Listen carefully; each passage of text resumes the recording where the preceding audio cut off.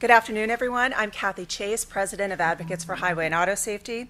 Thank you for joining us here today in Washington, D.C. and via webcast. Founded in 1989, Advocates is a unique partnership of consumer, health, and public safety groups and property casualty insurance companies and agents. Our mission is to work together to advance state and federal laws and programs to prevent motor vehicle crashes, save lives, reduce injuries, and contain costs. We are proud to be releasing our 15th annual Roadmap of State Highway Safety Laws. At a time when an average of 100 people are killed and 6,500 more are injured in crashes every day, this report card provides tangible and actionable steps that can be taken right now to improve this unacceptable condition of roadway safety. The Roadmap report assesses state progress in adopting 16 essential traffic safety laws. These laws address 5 issue areas, including occupant protection, child passenger safety, teen driving protections, impaired driving, and distracted driving. Definitions for our optimal laws can be found starting on page 12 of the report. States are rated for each section, as well as given an overall rating based on their total number of laws. States earn a green rating if they are significantly advanced in adopting the optimal safety laws defined in our report. However, without primary enforcement laws for all occupants, a state cannot achieve a green rating. Only 6 states and D.C. earned this highest rating. Yellow indicates the need for improvement because of gaps in a state's law. 31 states received a yellow rating, and 13 states were given a red rating because they are dangerously behind in the adoption of optimal safety laws. More details on the overall ratings can be found beginning on page 36 of the report. Since the first edition of the Roadmap report in 2004, states across the country have adopted nearly 250 state laws, including 13 just this past year. As a result, Mississippi, Nevada, and North Dakota improved their overall ratings from red to yellow. Mississippi enacted a primary enforcement rear seatbelt law, Nevada passed an all-offender ignition interlock law, and North Dakota upgraded its booster seat law. Pennsylvania has a rear-facing through age 2 law, upgrading its overall rating to yellow, as does California, who improved its grade to green. Nonetheless, there is still much more work to be done. As this year's report indicates, 407 laws are still needed across all 50 states and D.C. Already this year, 39 states and D.C. have started their 2018 legislative sessions. We urge state elected officials to use the findings in the Roadmap report to introduce, advance, and pass legislation this year. The title of this year's report, Safest Route, Proven Safety Laws plus Advanced Vehicle Technologies, brings focus to the need to enact state traffic safety laws while getting proven safety technologies into all cars. On the path to driverless cars, safety technologies are available that are preventing crashes, deaths, and injuries right now. Unfortunately, the safety equipment is only being offered on high-end models or included in exclusive luxury packages. These life-saving laws should be available and affordable to every family and not be tendered as an optional amenity with a big price tag. Motor vehicle crashes impose a significant economic burden on society. Each person in America pays an annual crash tax of $784. When loss of life, pain, and decreased quality of life are factored in, our society shoulders an enormous financial burden of $836 billion each year. This emotional and economic toll must be addressed.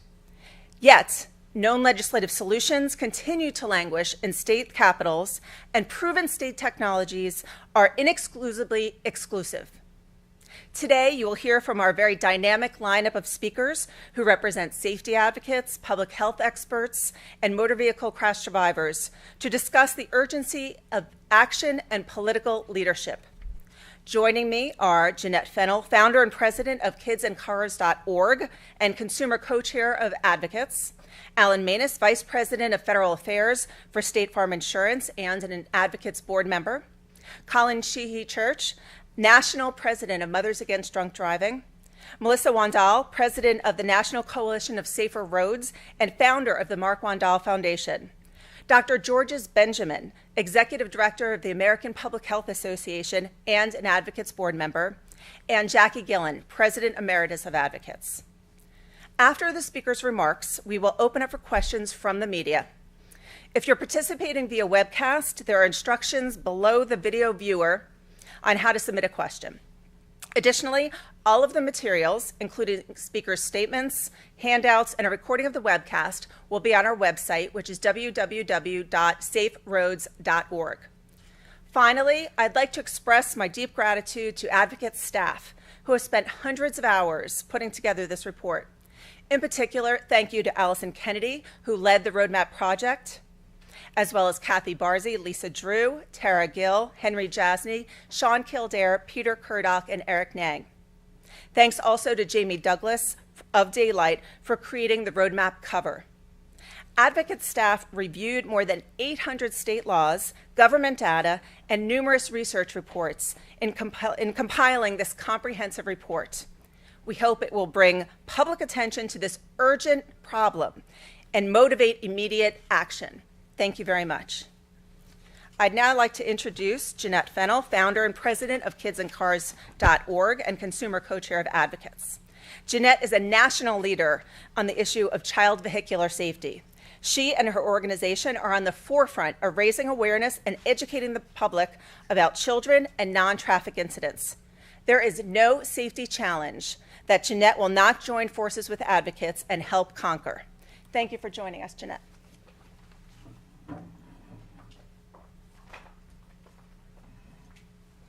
Thank you, Kathy. Good afternoon.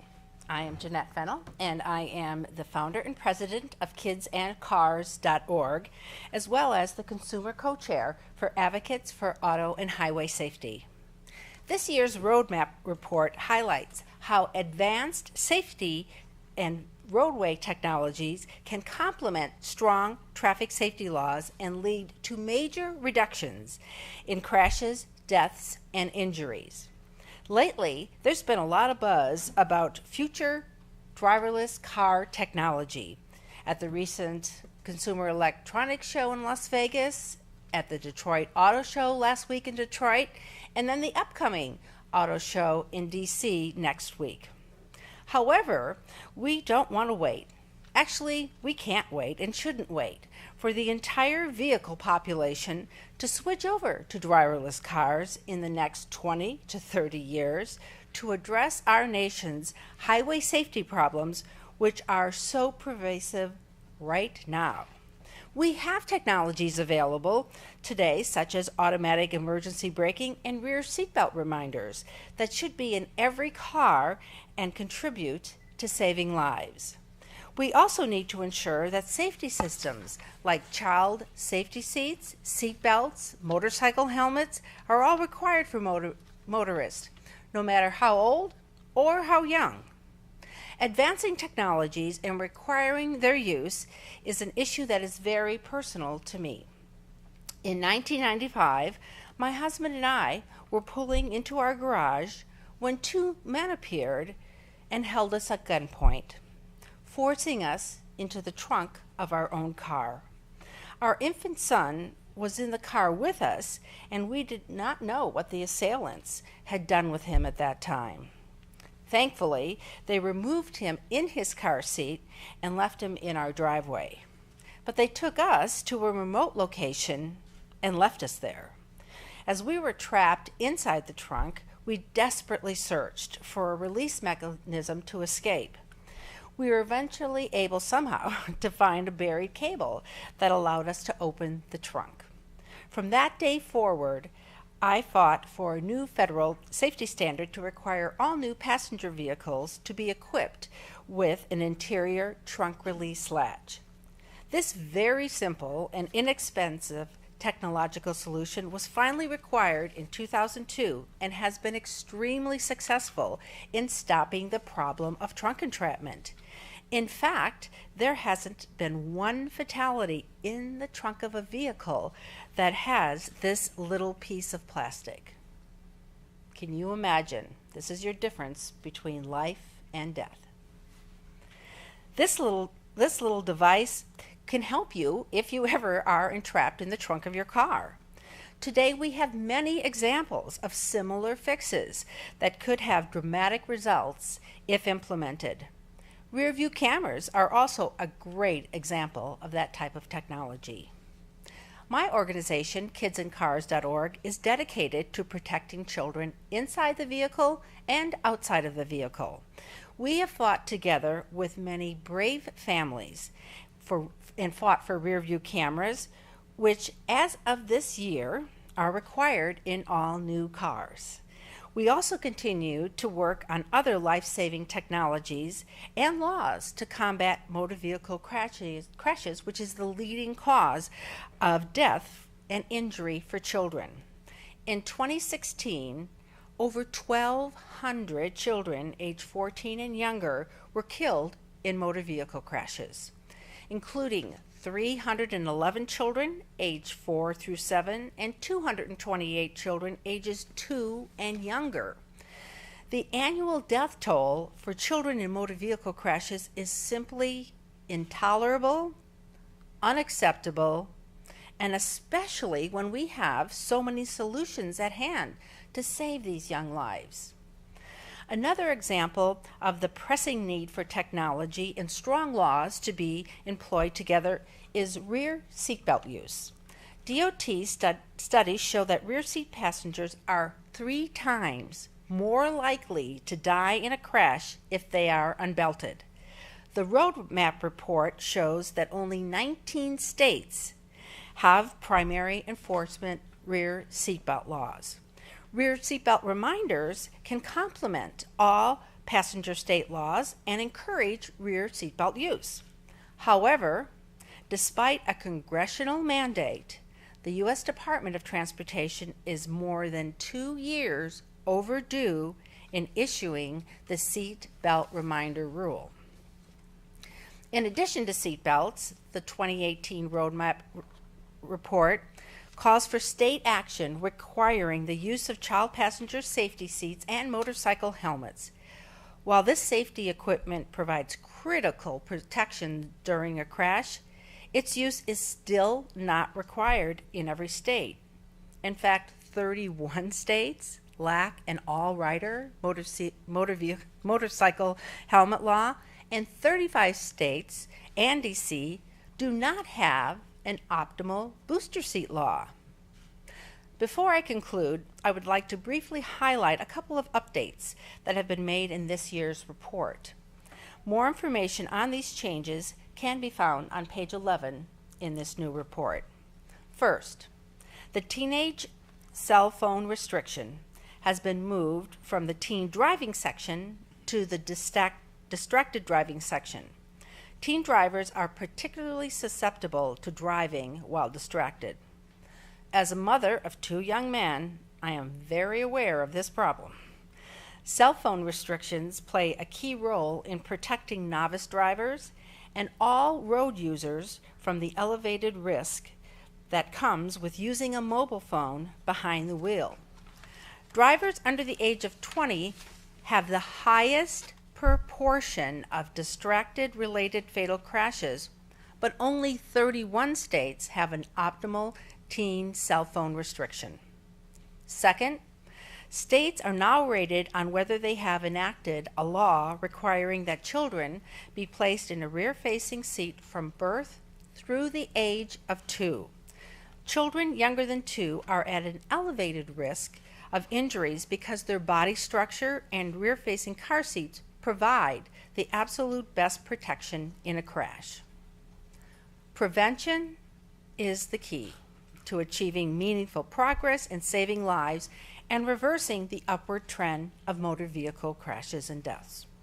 I urge every elected official to pick up this year's report and take action to enact proven state law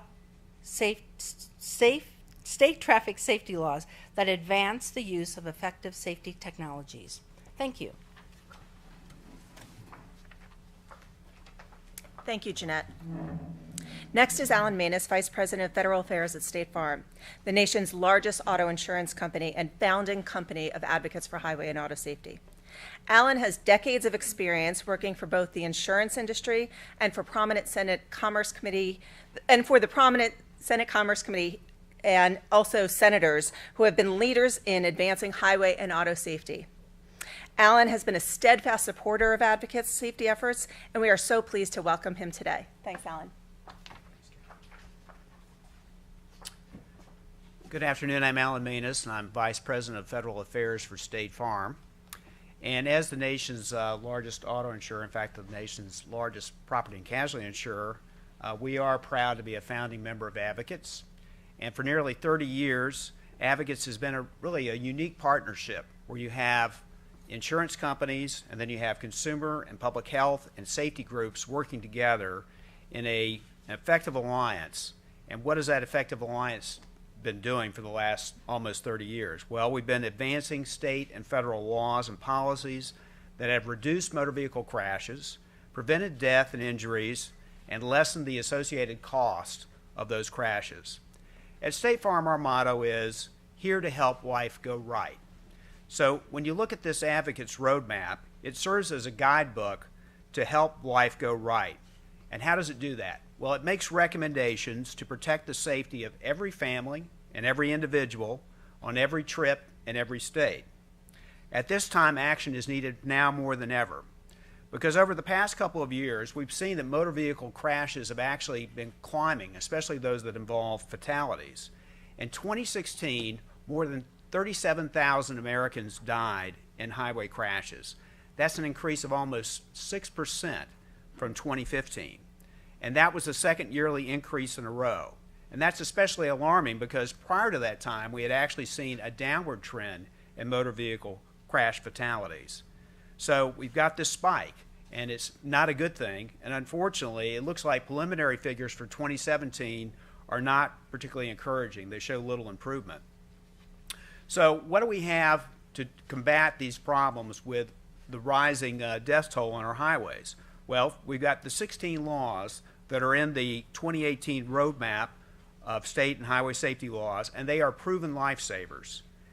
Yet, as the report reveals, and I think Kathy mentioned this in her introductory remarks, 407 of these laws are missing in the 50 states in the District of Columbia. In fact, there is no state that actually has all of the 16 recommended laws at this point.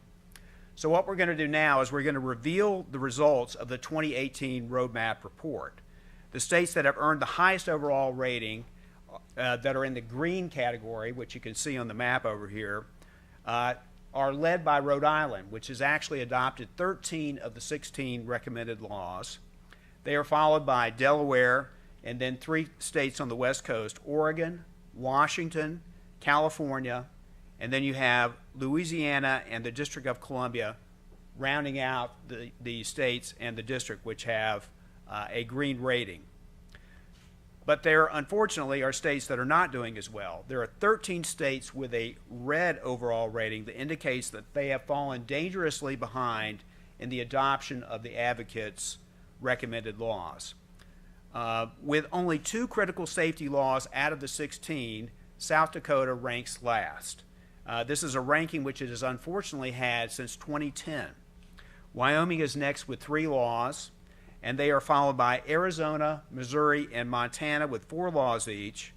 Rounding out the bottom 13 with 5 laws are Florida, Nebraska, and Virginia. And then you have Idaho, New Hampshire, Ohio, and Vermont with 6 laws each. People are needlessly continuing to die on our roads because of delays in advancing these safety solutions. The mounting toll of fatalities, injuries, and costs are a major wake-up call for lawmakers at both the state and the federal level. The problems that we are facing are clear, but so are the solutions. And that's the encouraging thing, because we know that we have solutions that will work. State Farm is committed to protecting families. We're committed to making our streets safer and preventing crashes. and we're committed to supporting the passage of laws that will reduce the death and injury toll on our highways. Thank you. Thank you, Alan. I'm honored to be joined today by Colleen Sheehy Church, National President of Mothers Against Drunk Driving. Colleen's impressive career is rooted in her tremendous personal strength, resilience, and remarkable leadership. Colleen is a tireless advocate for solutions to the deadly issue of drunk driving, who also finds time to volunteer for MADD's 24/7 helpline. Colleen, thank you so much for joining us today. Thank you so much. I got to go off script for a minute because I sit here and I listen to your remarks, and metrics are so important. It's the only way that we can look and move a needle. So I'm proud to be and actually feeling, pretty good to be on this panel. I just, it's amazing what you do, and it's amazing that 400 laws still need to be passed, which is pretty outrageous. It just shows you how important advocates is. Jeanette, I didn't hear your story before, and I don't know how I didn't hear it, but I have to tell you, I have no words for what you probably went through. I'm sorry that you had to go through that. And to think a little plastic piece didn't come into effect till 2002. It's kind of, when you think of all these little things, the helmet laws, the booster seats, they're just coming on.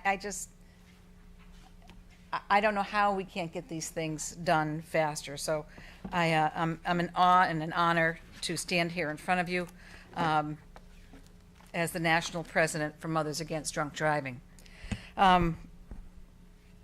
Thanks for letting me represent MADD and the nearly 1 million people that MADD has served or have been victimized by the 100% preventable violent crime of drunk driving. Now I'll be able to see better because I put these on. On July 10th, 2004, my life was shattered. It was changed absolutely forever by someone's conscious decision to drive while impaired with alcohol and drugs in her system. My Dustin was 18 years old. He had his whole life ahead of him, and we were talking about where he was going to go. Even up to the summer after graduation from high school, he still didn't quite know what school he was going to pick. But we were close to heading to a school in New York City for acting. But that night, he was doing things that most kids always do.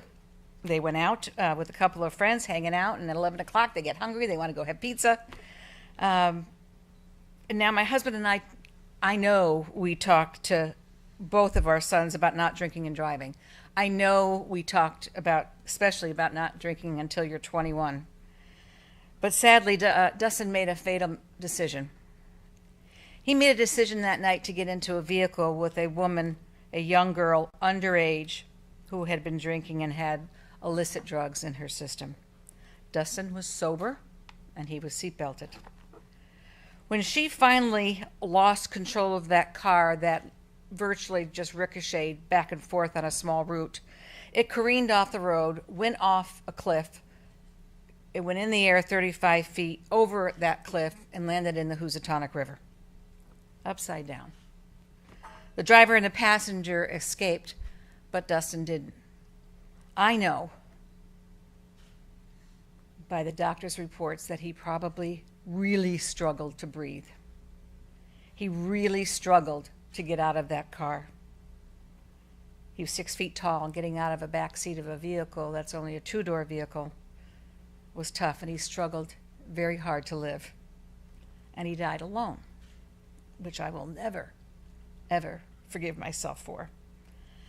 Early the next morning, Skip and I got that knock on the door that no parent ever wants. And I immediately knew what he was about to say, and the only thing that I said while I dropped down to my knees shouting, "Which one?" I have 2 boys. This doesn't get any easier, especially around the holidays, the birthdays, and all those special events when I want Dustin to be here. That extra seat that I still set for Dustin. I still keep his Birkenstocks that were getting hot back then underneath his dresser. I know I'm going to see him again because I have faith. But what I I don't know how that long that's going to be before I really get to see him face to face. The pain of losing someone so senselessly to a preventable crime just never goes away. That's why the Advocates Roadmap is so important. MAD is pleased to work with the advocates to encourage and advocate before federal and state legislatures to stop these stupid, ridiculous, senseless tragedies on our highways. We know that alcohol, followed by speed, followed by not wearing seatbelts, are the largest killers year after year. 12 years ago, MAD launched, our campaign to eliminate drunk driving. And this is our blueprint for creating a nation of what we want to say, no more victims. The campaign consists of four major initiatives. The first one is obviously supporting high visibility law enforcement, such as sobriety checkpoints. MAD couldn't be more proud to stand with our law enforcement partners and thank them for keeping our roads safe. The second is passing laws in every state that require ignition interlocks for every drunk driving offender. This little device, and they even get a little smaller, but this little device can stop the vehicle from turning over, can stop the engine from turning on. A small little device like this, just like this small little plastic thing that got you to pass a law across the country. This little device could have a camera, could have a GPS, but it is the only thing right now that can stop an individual from getting into that vehicle if he or she is driving impaired. This is the only thing that can stop that engine from starting. MAD now counts 30 states, along with Washington, D.C., as all offender ignition interlock states. That means that offenders must use ignition interlock if they want to drive. 50 to 75% of convicted drunk drivers will continue to drive on a suspended license. We know that. We know that even if they suspend their license, they are going to continue to drive because they have got to go to school, they have got to go to work, they've got to pick up their children, they've got to go to church, they've got to do all the things that we normally do when we're sober. This is the only thing, as a first-time offender, that they should get in their car, that they should get as a rule to drive the car again. It teaches them to drive sober. We sign something on our license each year that we will obey the rules of the roadways, and they're not. So that we know that license suspension, is no longer really an effective way to stop drunk drivers. We're still working on those other 20 states, and I and MAD will not stop until legislators and partners like advocates, until all 50 states requires these life-saving devices for all drunk drivers. The third element of our MAD's campaign to eliminate drunk driving is the development of advanced vehicle technology, such as fully autonomous vehicles and the Driver Alcohol Detection System for Safety, also known as DADS. As many of you know, DADS is an emerging technology which, once fully implemented, could passively detect if the driver is past the legal threshold for alcohol impairment. MAD believes that this technology will soon be a popular safety option that will become a standard feature, the same way that the interlock brakes, the same way airbags have been evolved. We are in the middle of an extraordinary time in the development of vehicle safety options. These technologies, with all these advancements and all these announcements on an almost daily basis, can save lives. We need to listen to these advancements that are happening. We need to listen to the advancements and make sure that we support them if they are the right thing to do and they are safe and they are ready to go. DADS is a part of that technology revolution. The fourth and final of MAD's campaign is the public support. Without the grassroots efforts of our MAD volunteers and many of our partners, like including advocates, we'd not be able to say that we have reduced drunk driving fatalities by half since 1980. We would not be able to say it's no longer acceptable for anyone to drink and drive. and we would not have as many options today for a safe and sober ride home that we have today. You know, it started with the designated driver, which we introduced and coined the phrase, and today it's becoming ingrained in our culture to use either a designated driver, a ride share, an Uber, a traditional taxi, or public transportation to get home safely. We know that passionate and public support will continue to drive our progress in changing beliefs and changing behaviors. And in closing, finally, I just want to talk about the laws to protect the most vulnerable of our highways, our children. Drunk driving with a child passenger is not only unconscionable, it's a crime, and it's a form of child abuse. Children don't have a voice, and they don't have a choice when riding with an adult. And they should never, ever, ever be in danger from drunk driving, especially when those entrusted to them to keep them safe. MADD has been working on child endangerment laws since 2004. I'm proud to say that my home state of Connecticut passed it in 2016. But there's not enough. There's not enough states out there that believe this is a form of child abuse by putting a child, an 8-year-old, in your back seat and think it's okay to be impaired by taking the wheel of that vehicle. Like advocates, MADD calls on all other 50 states to impose additional sanctions for anyone who drives under the influence of drugs or alcohol with a child in that vehicle. I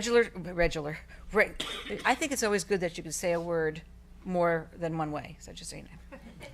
Take that home for a Monday. Regular sanctions and treatments are just not enough. They shouldn't be just enough. You have a child in your car. The battle to eliminate drunk driving is far from over. We're still losing 10,000 people every year. That's 28 people every day. So we do have our work cut out for us. And MADD will not stop until we get to zero. I want to extend my sincere gratitude to advocates for your comprehensive roadmap highlighting what states do to protect families and for those horrible tragedies on our highways. It will take all of us to work together to ensure that we're protected from drunk drivers and other dangerous behavior that poses a threat every day to our children, our families, and our future. Thank you for letting me join this powerful, powerful panel. Thank you.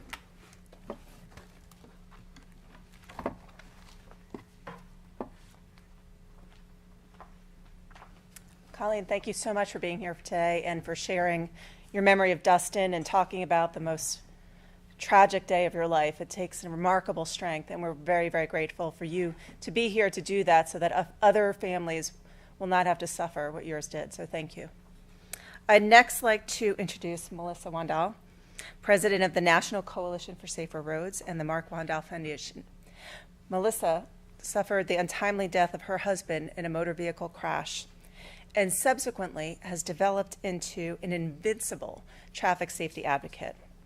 Melissa championed the enactment of Florida's Mark Wandel Traffic Safety Act, which allows the use of red light cameras to help combat the horrible problem of red light running. Thank you for Melissa for being here today and for sharing your invaluable insights.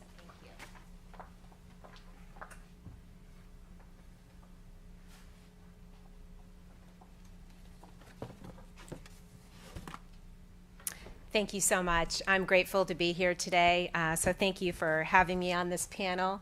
It's always wonderful when you get to meet so many advocates from around this country that are doing great things. And this roadmap is just an incredible tool that we'll be able to take with us as advocates, especially to be able to make people understand it's right in front of their faces and they can really see these numbers and these statistics because they're real lives that we're losing and they're real lives that we're saving. So good afternoon. I am Melissa Wandel, President of the National Coalition for Safer Roads, and I'm founder and director of the Mark Wandel Foundation. For over a decade, I've been an advocate for improving traffic safety by adopting the proven technological solutions of speed and red light cameras, as well as other life-saving laws featured in the 2018 Roadmap of State Highway Safety Laws.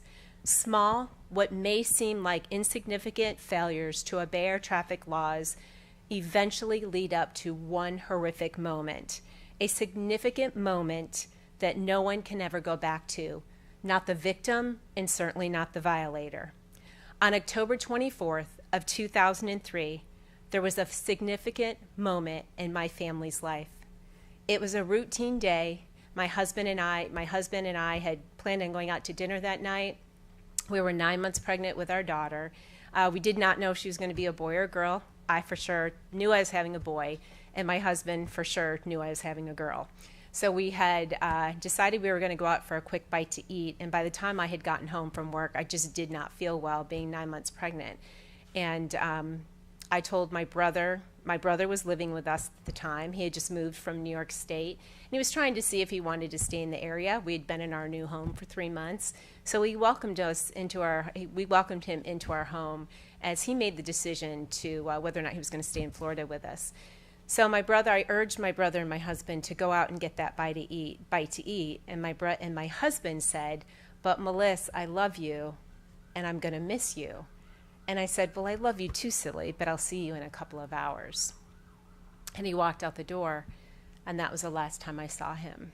About 2.5 hours later, I received a phone call, a frantic phone call, that there had been a crash a mile from our home, and that it didn't look like my husband would make it, and that my brother was seriously injured.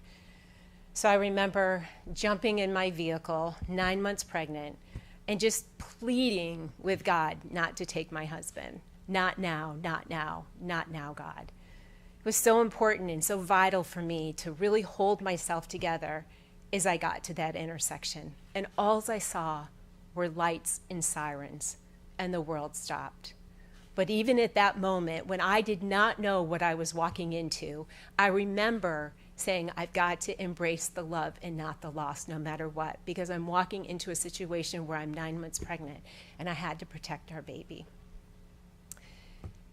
When I parked, and I all saw these sirens and lights, all these lights, and I saw all of these incredible law enforcement, they were just circled around my brother's vehicle, and my husband was inside. And I asked if he was okay, and they said, well, we're working on him. And then I heard these wails, these horrible cries, these horrific cries, and I thought, oh my gosh, that's my brother. And I went to the ambulance where he was, my 6'4" brother, and seriously injured, and he said, is Mark going to make it? Is he okay? Is he okay? And I said, I'll find out. And as I turned to walk back to the vehicle, they had pronounced my husband right there at the scene. He had died on impact. I had to go back and tell my brother that my husband didn't make it. And it was one of the hardest things I ever had to do, because I had to make sure that he was okay, that this baby growing inside me was okay, but I also needed to make sure that my husband knew how much I loved him and how much I cared for him, and how much, no matter what, I would make a reason for what had happened, although I had no idea at that moment what had happened. I promised him that I would raise our child to be a happy baby, and that she would be born with love and light and not negativity and tragedy. 2 weeks later, Mark got his little girl. Madison Grace Wandel was born. And when I held her in my arms, I promised her that I would raise her to be a happy baby, and that we would walk each and every day, not as victims, but we would rise above everything that we were given in order to help other people and make a difference in this life. Because when you make a difference in this life for other people, you make a difference within your own being. And so it was very important to me that I found a way to embrace this love and not the loss. Immediately, when I found out what had happened, my brother was stopped at a red light. He was the driver. My husband was the passenger. They were stopped at a red light. The red arrow turned green for my brother to proceed through the intersection. When he did, a woman driving 48 to 52 miles an hour ran the light, and the only thing that stopped him was my brother's vehicle. There were 3 cars involved in that crash that night. There was 8 people total, 7 people went to the hospital, and my husband went to the morgue. The woman that ran the red light had 10 points on her license and 7 previous violations. Her last violation was for running a red light. The last time she ran a red light, this time she ran a red light. She not only took a ticket, but she took a life. It was very important to me to not be angry with her because it wouldn't do anybody any good. She got a $500 fine in community service. I knew that we had some work to do. I did my research and found out that Florida ranked 3rd in the nation for red light running. Why were we not doing anything about this epidemic? I started researching on my own, trying to find a way to curb this deadly and negligent behavior. I've started doing research around the country and found that there was these red light safety cameras that were working in other states. They were doing what they were designed to do. They were retraining people's brains on how to stop again, and they were acting as a safety net. So after 5 years of education and outreach, after working with senators and representatives, after working with policymakers and community leaders, the Mark Wandel Traffic Safety Act was passed in the state of Florida in order to be able to utilize red light safety cameras at the most dangerous intersections in the state of Florida. The Mark Wandel Traffic Safety Act is only a $150 fine. No points are assessed on your license. It doesn't go into your insurance company. $10 per ticket go to 22 level 1 trauma centers in the state of Florida, which has taken in $30 million to help our crash survivors. $3 per ticket goes to the Miami Project to Cure Paralysis, which $16 million has been taken in by the Miami Project, and people are walking again due to this bill. So it's not just about how it's teaching and aiding, but it's also saving lives on so many levels. Since its inception, cities across Florida have reported significant gains in traffic safety implementation of the red light safety cameras. And I just want to show you a few examples so you get to see some of the great numbers that are out there. In Orange Park, total crashes have been reduced by 69%, angular crashes by 75%. In the City of Sunrise Mayor's report, a reduction in intersection injuries of over 43% from 2012 to 2017. Sarasota, a 29% reduction in crashes, 18% in angular crashes. Florida City, a 36% decrease in right angular crashes. In Florida, we walk and we bike. That's what we do in Florida. Our pedestrians and our bicyclists are our most vulnerable road users. At intersections that have these red light safety cameras, injuries and deaths are down by 20%.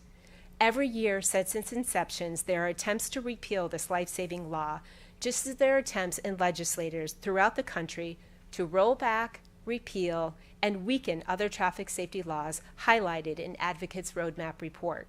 It makes no sense that the common sense solutions provided in this report are not embraced by lawmakers and enacted with urgency.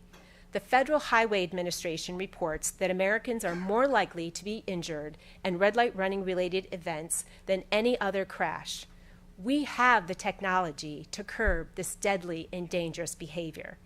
The most recent crash statistics in 2015, 771 people were killed due to red light running. 137,000 were injured in red light running crashes. Half of those deaths were pedestrians, bicyclists, and people in other vehicles other than the red light runner. Enforcement is essential to reducing red light running, but it is impossible for police to be at every intersection at all times. A study by the Insurance Institute for Highway Safety found that red light cameras reduce the red light running crash rate by 21%, and the rate of all types of total crashes as signal light in intersections are down by 14%. This is why we need red light safety cameras at every dangerous intersection. Red light safety cameras hold us accountable for our negligent actions. They also empower us to make better choices. God willing, we did not catch somebody in the crossfire the first time. With over 37,000 people dying on our national roadways, why would we take away or not implement a tool that is aiding our law enforcement in saving lives? It is a combination of advocacy, law enforcement, education, and automated enforcement that will save lives and drive down this insatiable heartache on our national roadways. What may seem insignificant to some is that my advocacy efforts for automated enforcement is heartfelt and it's simple. I simply want to put the brakes on this habit in order to create less families that would have to walk in our heavy laden shoes. I simply want to see less victims and less violators. Once somebody runs a red light and causes a crash, there is no win for the victim or the violator. Red light running seriously injures, it maims, and it kills. Automated enforcement has the ability to significantly impact and benefit the health, wealth, social, and emotional well-being of our citizens long term. There is no excuse for our states to repeal or not utilize these life-saving technologies.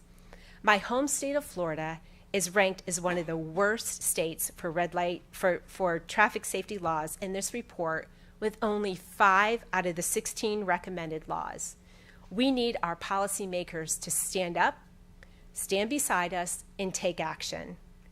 I traveled from Florida to come here today to join Advocates for Highway and Auto Safety and these other tremendous safety leaders on this panel to urge policymakers, community leaders, and citizen advocates to take action by holding themselves accountable for roadway safety and pledge to stand together in order to collectively support and have a commitment to saving human lives. You don't have to wait until tragedy strikes your family when we have the safety solutions at hand right now. Thank you so much. I'm incredibly honored to be here today, and God bless you all. Thank you.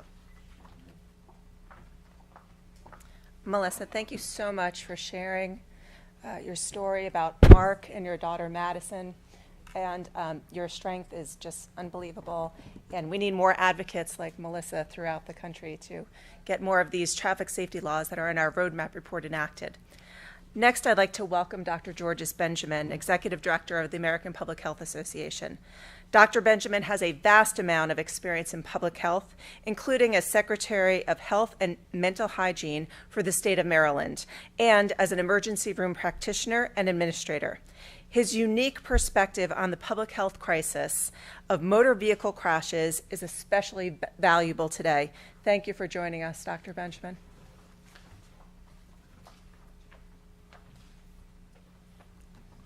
Well, good afternoon, everyone.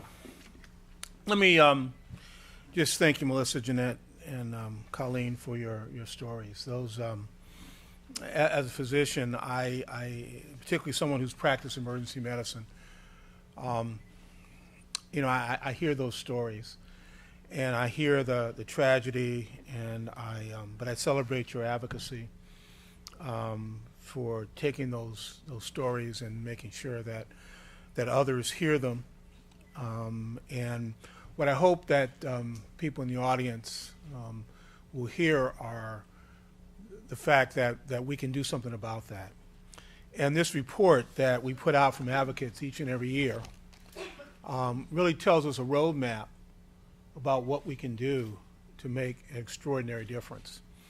In medicine, sometimes there are things you can't do something about. You have a child who is dying from cancer, and you don't have the knowledge, you don't have the tools, you don't have the medicines to do something about. But motor vehicle crashes is something we can do something about. Now, I've been in this business for over 30 years, and the one thing I've learned is that there are things that we can do to make a big difference. What's most alarming to me, of course, is these numbers that show that in almost each and every category that we track, the numbers are getting worse. And these are not one-year numbers. We're beginning to see a trend in those numbers. And we know that the price that we're paying for that is the fact that over 37,000 people died. So this is not, theoretical. These are real. And we know that another 2.4 million people are injured on our roads each and every year.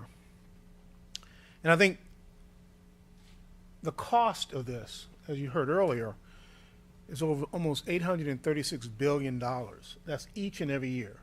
And what could I do with $836 billion of preventable costs each and every year?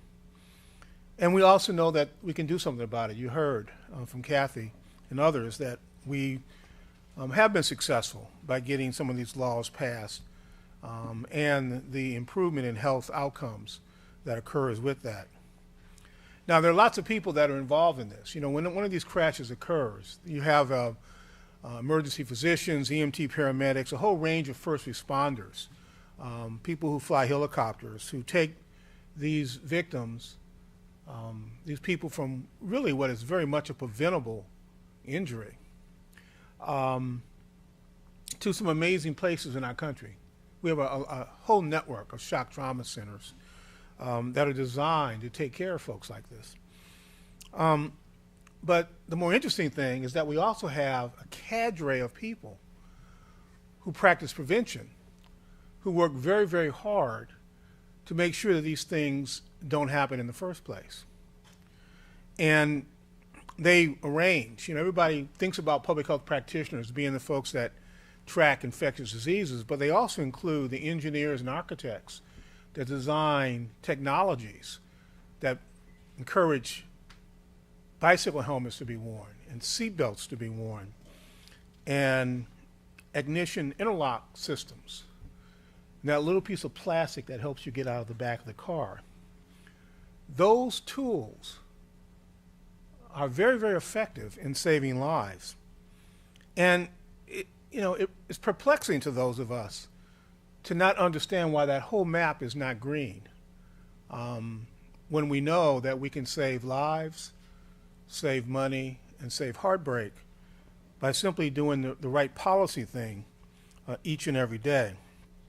There are lots of new advances coming, new technologies that would help to prevent a crash that, such as the automatic emergency braking systems. We're now beginning to see some of the car manufacturers brag about the fact that they have these braking systems.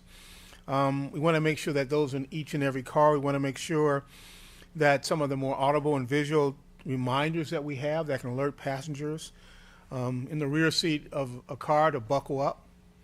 Everybody doesn't have a child in the car to remind them to buckle up. It was a behavior change that we were successful in. So not an adult in America that can get in the car today who has a child in that car who's not encouraged to buckle up. But for those of us who are empty nesters now, we may need some of these other tools. And they work. So, we have a lot of work to do as we do that, because I think we all deserve a safe transportation system. It doesn't matter whether you live in the city, whether you're in the suburbs, or in our most rural communities. It also doesn't matter how you travel, as a driver, as a passenger, as a cyclist or a pedestrian. What does matter is that everyone in every state arrives safely at their destination. And I don't believe this is a difficult goal to achieve, especially when, again, we have the solutions. And again, let me remind you, the solutions are in this book. So the American Public Health Association, particularly at this time of the year when all of our elected officials, governors, and state legislators are in session, making decisions about the safety, well-being of their communities, that they look at this book, recognize that these laws are effective, and frankly cost efficient, and do the things that we know that prohibit things that can improve the health and well-being of these communities. Now, a lot of these things are focused on prohibiting, reckless behaviors like texting while driving, drinking and other substances while driving, and we know that lots of the science around particularly teens talking on the cell phone while driving. But we know if all of these laws, if enacted, will prevent crashes and save lives. And then finally, as a physician, physicians would not needlessly withhold an effective treatment that would save a life or mitigate an injury. And similarly, I would like all of our legislators and elected officials to put on their public health hats and not delay the implementation of these proven cures to the public that can save lives each and every day. Thank you.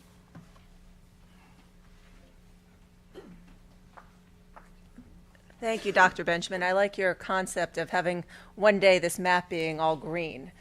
It's a very exciting thought, and it's very inspirational. Thank you for your remarks today. Lastly, it's my great honor to introduce Jackie Gillen, President Emeritus of Advocates for Highway and Auto Safety. Jackie's 35-year professional career has resulted in the successful enactment of numerous federal and state laws advancing motor vehicle safety, highway safety, and truck safety. Jackie has spearheaded numerous advocacy efforts and saved an untold number of lives throughout her career. Thank you for joining us today, Jackie. Oh, thank you. Thank you very much for inviting me to speak today. It's a pleasure. Advocates recognizes that the effort to achieve significant and lasting reductions in highway death and injury is a daunting task. But it is a doable task, but it will require the application of multiple approaches to the problem. The roadway map we have released today highlights the most successful strategy for getting that done, requiring the passage of traffic safety laws and the use of available technology that we have for vehicles and for our roadways. Advocates has been a champion of both these approaches because simply it works, and it works well. Each year, thousands of lives are saved because of strong traffic safety laws requiring the use of seat belts, motorcycle helmets, child safety seats, as well as protecting novice teen drivers with common sense restrictions and prohibiting driving while dangerously impaired or while texting. So too have the safety technologies in our vehicles saved lives. These include airbags, electronic stability control to prevent rollover, and anti-lock brakes, just to name a few. The National Highway Traffic Safety Administration has estimated that since 1960, more than 600 lives have been saved because of technologies in our cars. The potential for technology to make an even larger contribution is real, and every day we learn about new companies with new technologies that may eventually replace human drivers with computer drivers. However, there are numerous obstacles to overcome, both in solving technical problems as well as ensuring consumer confidence.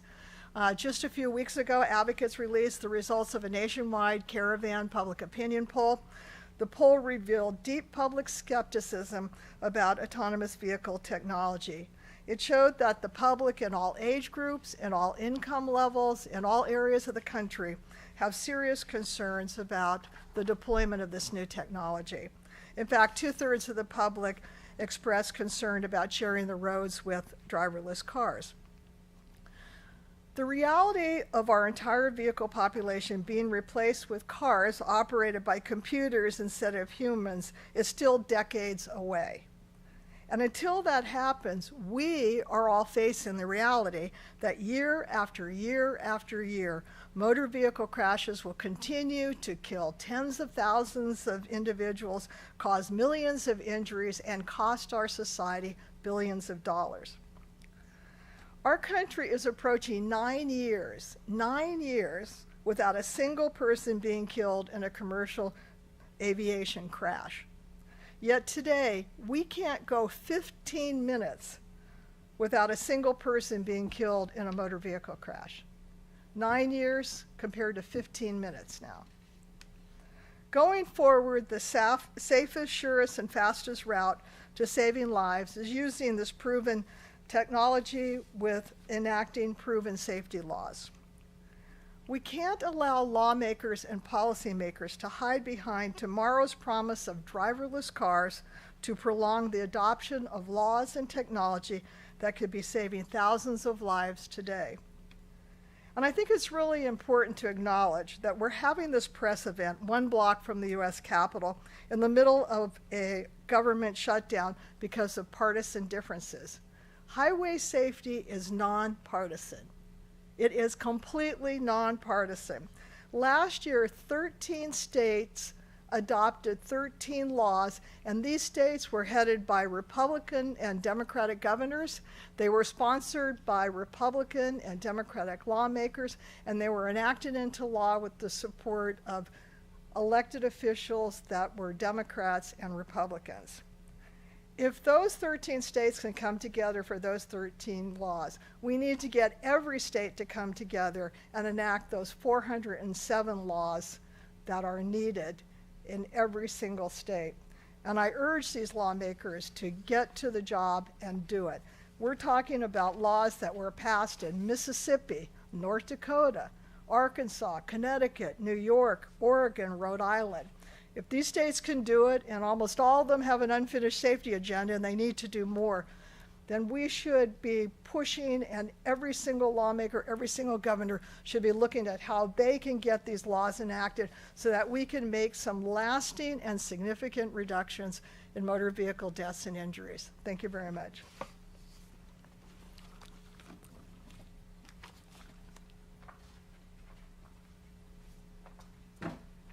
Thank you so much, Jackie, for those very poignant remarks. We'd like to now open it up for questions for any of the panelists. And do we have any questions in the room from the media in the room? And if not, we'll open it up to any questions we might have from our webcast viewers. Do we have any, Allison? So the first question is coming from Como News in Seattle, Washington. Washington has not adopted the recommendation to keep children rear-facing to age 2 in the back seat. How many states have adopted this law, and what are the statistics to back up the recommendation? So 9 states currently have this law, and let me just add that this is a new law to our roadmap report this year. And the motivation behind adding this law is the science. All of our laws in our report are research-based, and this law is included, where researchers have found that the musculature of young children is not strong enough to withstand a crash should that child be forward-facing. So it's crucial that children remain rear-facing, and we are proud to add this law to the report this year to bring attention to this issue and to encourage states to take immediate action to protect their youngest passengers. Great, thank you. The next question. New Jersey is falling short because there's no law allowing police officers to pull over a car if the rear seat passengers are unbelted. Why is this law so important? Well, that's a great question. A lot of people, when they buckle up, they think about needing to buckle up in the front seat. But in our rear seat, most of the time, it's children and teenagers and sometimes older passengers who are especially in a precarious position and need the protection of a seatbelt more than even other passengers. So we need a rear seatbelt law in each state so that people know it's essential to buckle up in the back seat. There are advances being made in the front seats, and we are getting, more airbags, side airbags, more impressive front airbags that protect passengers. The equipment that is vital in the rear seat is a seatbelt. So we need these rear seatbelt laws so that the law enforcement is empowered to pull over someone if they're not buckled up in the back seat without having to see another infraction first. Jackie, you stood up. Did you want to add something? I was just going to say that. Most of the passengers in the rear seat belt are children or teenagers, and if you don't have that primary enforcement in New Jersey, you should be doing this. As Kathy said, if a police officer sees a car full of people going by and the backseat occupants are not buckled up, without a primary law, they have to wait for that person to commit some other law enforcement or some other traffic violation before they can give them a ticket. And states that have primary enforcement for both the rear and the front seat have much higher usage rates. And so that's why it's so important that every state have this law. Thanks, Jackie. And let me just add that 50% of fatalities are unbuckled. That's a pretty high number. So if we can send a message that it's critically important that everyone buckle up, and if we can get these laws enacted on the books that require them, we will go a long way towards reducing motor vehicle fatalities. Yes. You need a microphone. I'm Tony Green with Safe Kids Worldwide. First, I want to thank you so much for adding the rear-facing state law to your list, and I know how careful you are about adding matters to the list. So really, really appreciate that. Yeah. But I have a question. How should we be evaluating states in terms of how they're dealing with legalized marijuana in driving? Thank you for bringing that issue up, the questions about legalized marijuana. This is an issue that we need more research on. We know that marijuana causes impairment. Unfortunately, there's not a good mechanism to measure the different levels of impairment. So that makes it very difficult to enact state laws. So we, at this point, with especially with more and more states legalizing the use of marijuana, it's definitely an issue that we need to pay attention to, and we need critical research to evaluate what is happening on the roads. The Insurance Institute for Highway Safety has conducted a study that found that there was a 3% increase in some of the states that did approve the use of marijuana. So that's a step in the right direction of collecting information, and we need to make sure that we continue on that path of finding out what's happening on the roads. I think that we are out of time at this point. I want to thank all of our wonderful panelists who contributed today, took time out of their busy schedules. We had a really dynamic lineup today, and so thank you to all of our speakers, and thank you for those of you who tuned in on the webcast, and thank you for those of you who joined us today. Thank you for your time.